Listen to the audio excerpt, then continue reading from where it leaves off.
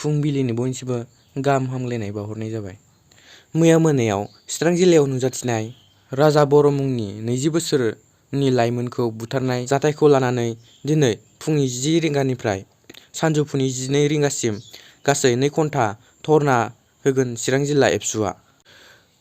जोंनो आलादा बड'लेण्ड रायजो नांगौब्ला जों जोंनि ओनसोलाव जों हारिया 53% जाग्रोनांगोन। बेखायनो माखासे बर' गामि गैयै ओनसोलखौ दानख'नांगोन आरो बर' गामि गोनां ओनसोलखौ दाजाबनांगौनि गोनांथि दं, बुंदों बिटिआरनि इएम रनजित बसुमतारिया।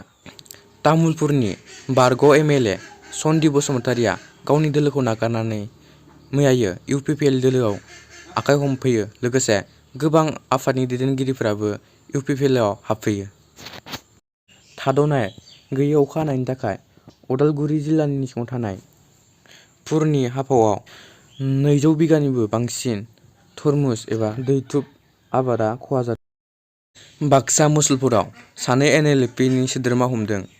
बिथोर हालामाव आखाइयाव हाथियार लानानै रां दाबिनाय जाथायजों लोगोसे पुलिस आरो हाथियार लाग्रा सोद्रोमाफोरनि गेजेराव गावलायनायनि थासारिजों दुंहाव खालामबाय थानाय गेजेरावनो बाक्सा जिल्लानि मुसलपुराव सानै एनएलएफपिनि सोद्रोमाखौ हमनो हादों होननानै बाक्सा पुलिसआ फोरमायदों। बाक्सा जिल्ला मुसलपुरनि समर रामसियारि 28 बोसोर बैसोनि आरो चन्दन रामसियारि 21 बोसोर बैसोनि एनएलएफपिनि सोद्रोमा होननानै मुसलपुरनि पुलिस बिफाना फोरमायदों।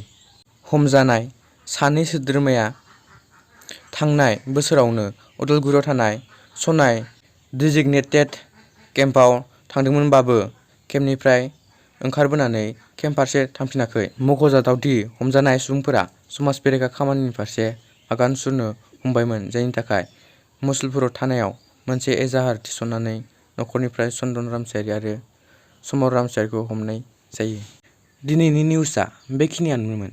नोंथांमोनहा आंनि चेनेलखौ दासिमबो साबस्क्राइब खालामाखैबा साबस्क्राइब खालामदो, लोगोसे लाइक शेयार खालामनानै कमेन्ट खालामदो। गोजोन्थों।